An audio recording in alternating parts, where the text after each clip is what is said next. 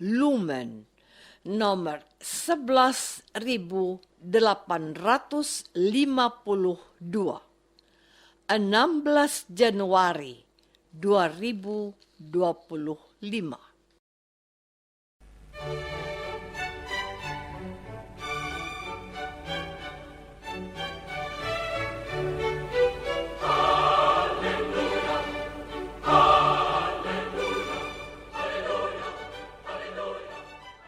Saudara pendengar di segenap penjuru tanah air, selamat bergabung dengan Lumen Indonesia. Lumen Indonesia siap melayani Anda setiap hari. Saudara terkasih, marilah kita bersatu dalam Tuhan kita Yesus Kristus yang tidak berubah dahulu, sekarang, dan selama-lamanya. Allah Sang Maha Rahim mengasihi dan menerima sebagaimana adanya kita. Allah Bapa kita di surga senantiasa bersedia menolong, menghibur, dan meneguhkan kita dalam menghadapi segala permasalahan hidup sehari-hari.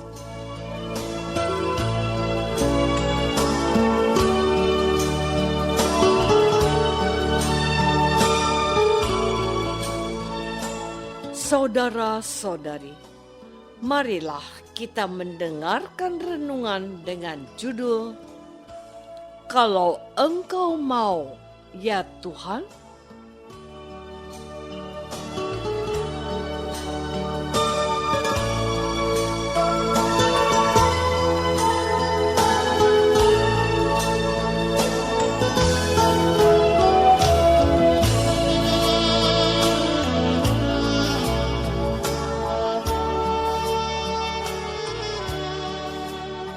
Yang berdasarkan pada Injil Markus bab 1 ayat 40 dan 41c. Seorang yang sakit kusta datang kepada Yesus dan sambil berlutut di hadapannya, ia memohon bantuannya. Katanya, "Kalau Engkau mau, Engkau dapat mentahirkan aku. Aku mau, jadilah engkau tahir."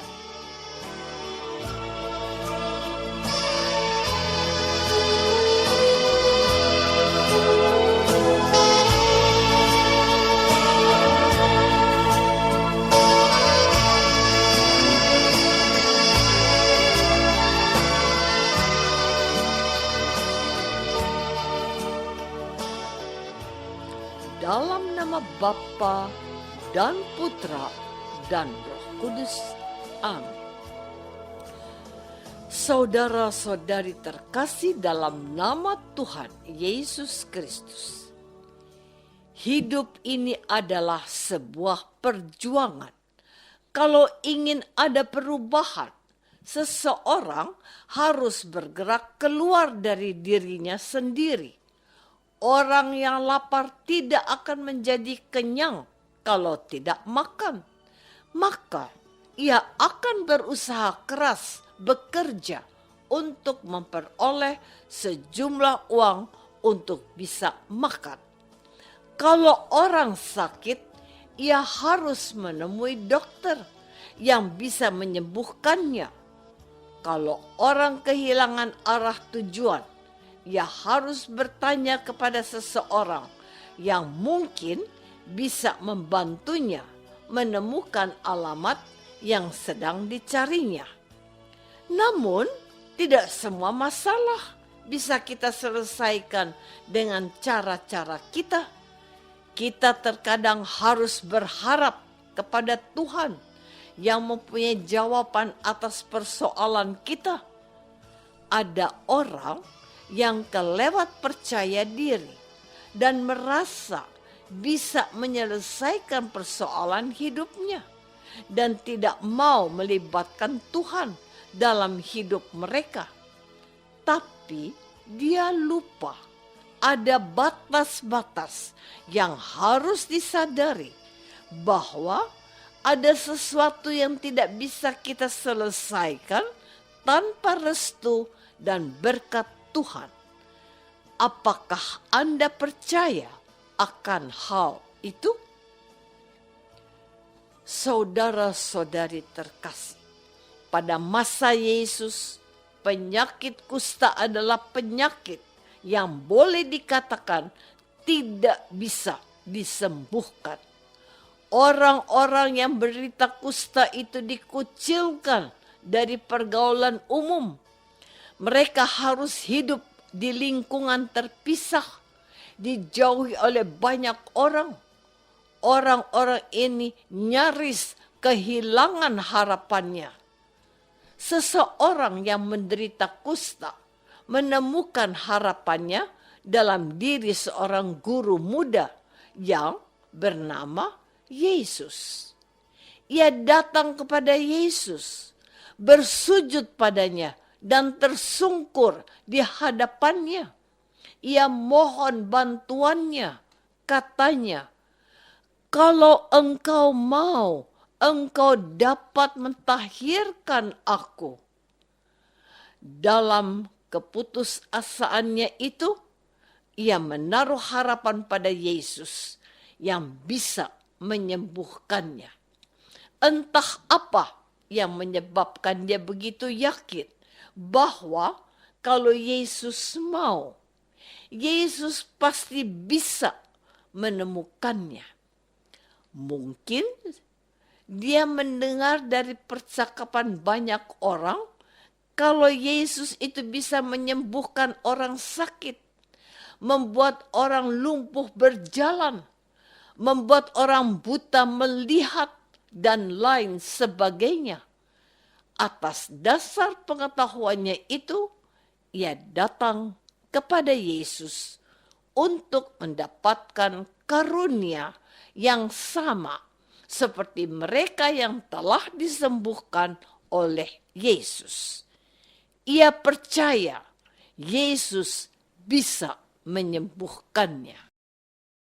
Saudara-saudari terkasih, dalam kehidupan kita sebagai orang Kristen, kita tidak sedikit mengalami persoalan dan kesulitan dalam hidup kita. Tapi siapakah di antara kita yang datang kepada Yesus dan mohon pertolongannya? Bukankah kita sudah sering mendengar firman Tuhan ini? Mintalah, maka engkau akan diberi. Ketoklah, maka pintu akan dibukakan bagimu. Carilah, maka engkau akan mendapatkan. Sejauh mana firman itu mengendap dalam hati kita dan menjadi pemandu yang membawa kita untuk datang kepada Yesus dan memohon kepadanya seperti doa seorang kusta. Tuhan, kalau engkau mau, engkau dapat membantu aku menyelesaikan persoalanku. Aku sudah berusaha Tuhan, tetapi belum berhasil. Tolonglah saya Tuhan, apa yang harus kuperbuat? Kalau engkau mau, semuanya akan baik-baik saja. Dalam perayaan Ekaristi dalam liturgi Sabda, setelah aku percaya, kita yang berkumpul di dalam rumah Tuhan memanjatkan doa umat atau doa permohonan. Kita berdoa untuk keperluan gereja, untuk keperluan bangsa dan negara, untuk keperluan masyarakat, untuk intensi khusus dari kebutuhan kita masing-masing. Apakah pada kesempatan ini kita juga tidak memiliki keyakinan seperti orang kusta ini? Ada orang yang mengatakan dengan menyindir, orang Katolik itu kalau berdoa isinya permohonan melulu. Jarang-jarang mereka mendoakan doa syukur dan doa pujian.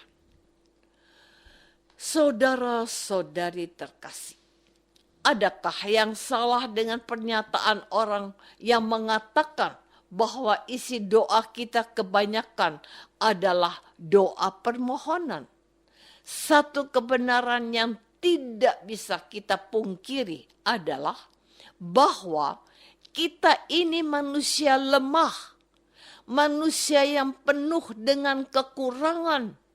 Kita mengandalkan Tuhan, sebab tanpa bantuannya apa yang bisa kita lakukan? Coba kita perhatikan isi doa yang diajarkan oleh Tuhan Yesus sendiri. Tuhan mau kita mengandalkan kemurahannya. Untuk apa? Untuk memberikan kita rezeki secukupnya, bukan?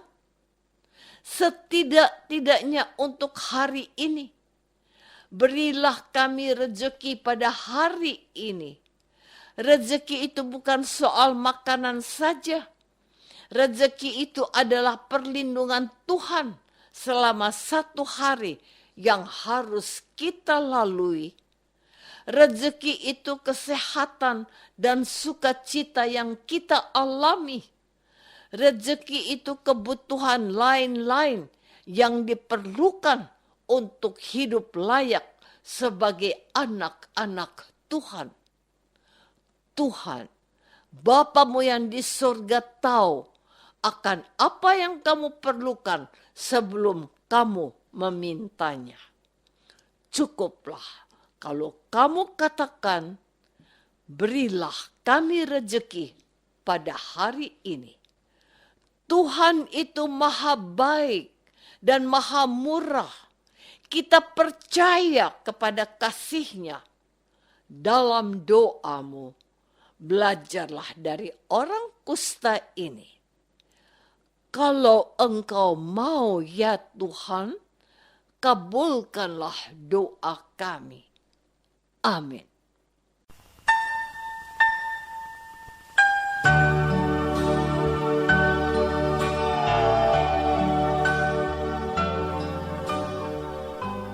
Saudara terkasih, marilah kita masuk dalam saat hening sejenak untuk meresapkan renungan yang baru saja kita dengar bersama dalam kehidupan iman kita masing-masing.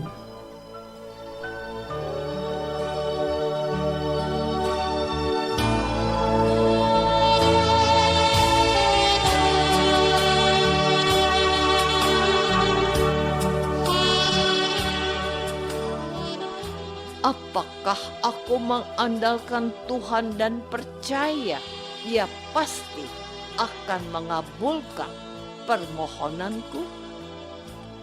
Marilah kita berdoa. Bapa yang maha baik, tambahkanlah iman kami kepadamu, sebab Engkau maha baik dan maha murah. Dalam nama Yesus kami mohon, berkatilah hidup kami dan ajarilah kami memuliakan nama-Mu dengan hidup kudus. Demi Kristus Tuhan kami. Amin. Semoga kita semua selalu dinaungi dan dibimbing oleh berkat Allah yang Maha Kuasa. Dalam nama Bapa dan Putra dan Roh Kudus. Amin.